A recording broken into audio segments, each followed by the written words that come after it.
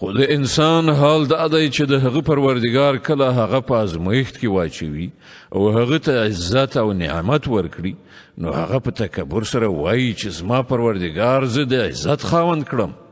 او کله چې هغه په ازمایښت کې واچوي او د هغه روزي پر هغه تنګه کړي نو هغه وایي زما پروردګار زه ذلیل کړم. هیڅکله نه چې تاسې ګمان کوئ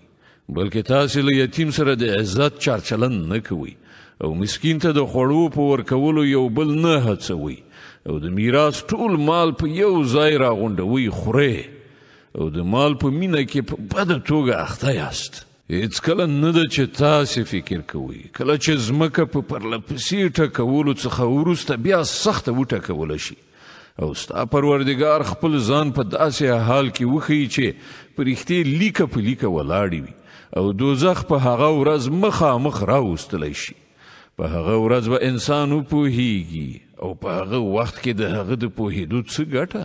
هغه به ووایي افسوس دی زما په حال چې کاشکې ما د خپل دغه ژوند دپاره مخکې څه توښه برابره کړې وای. بیا په هغه ورځ چې الله کوم عذاب ورکوي هماغسې عذاب ورکوونکی به بل څوک نه وي او الله چې څنګه تړل کوي هماغسې تړونکی به بل څوک نه وي.